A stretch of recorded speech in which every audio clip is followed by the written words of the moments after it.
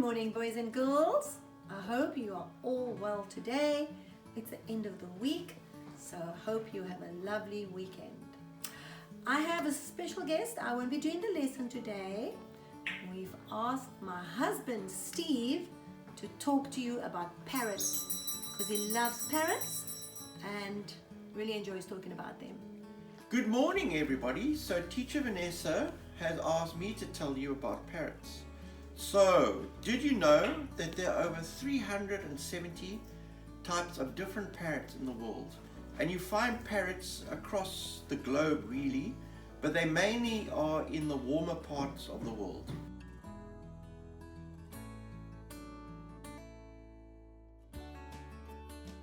So in Australia, you get budgies that fly around in big flocks. And do you know that budgies are only yellow and green in the wild?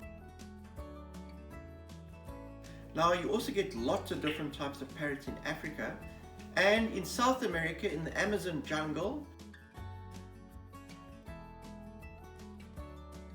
You get the really big macaws.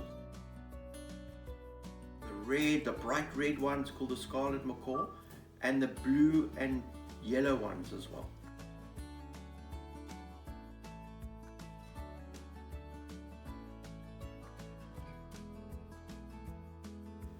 So, parrots have been kept as pets for hundreds of years, and probably the most famous are all the pirates who used to walk around with parrots on their shoulders.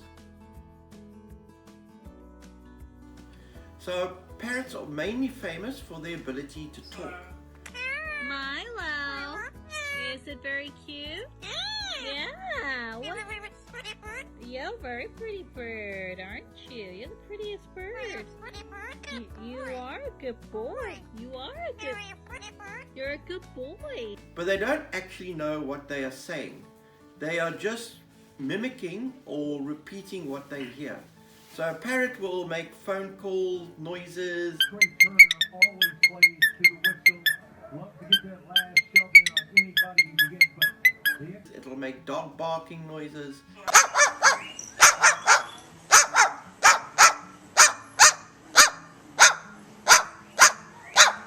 And it also remembers different word sequences and things like that. Nice to see you. Nice to see you too. What's your name? Smelly. Smelly Nelly. What's your name? My name's Ria. From just hearing it. So parrots also live for a very long time. An African grey parrot can live for up to 60 years. And there's one parrot in London called Charlie the Curser. So cursing, you'll have to ask your parents what that word means. And he is over 120 years old. Now he is living in a park in London now. That's the same place as the Queen.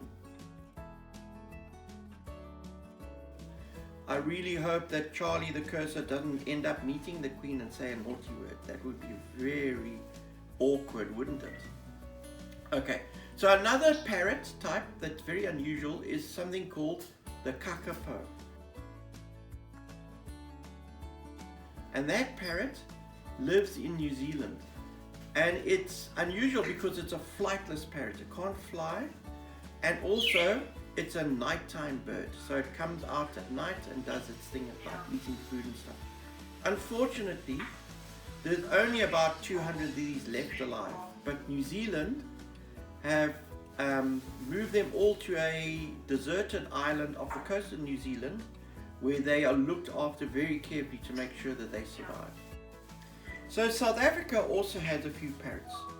The most common parrot is something called the Cape parrot, and it's got a brown head and a green body. And that is mainly found in the Eastern Cape, between PE and East London, in the forests around there, and sometimes in the towns. This is Bella. She's our parrot. Now, she's an African grey and she is 13 years old. You can see that she's got a really sharp beak, so you must watch out for these parrots. If you ever see one in a cage, you must put your fingers in. And Bella can talk quite a bit, but I'm not sure if she's going to say anything now. Say something, Bella. Come. Hello, Bella. No, I don't think so. So, that's all I think for now, children. I really hope you enjoyed this. See you next week. Lots of love. Bye. Bye-bye. Bye-bye. Bye-bye.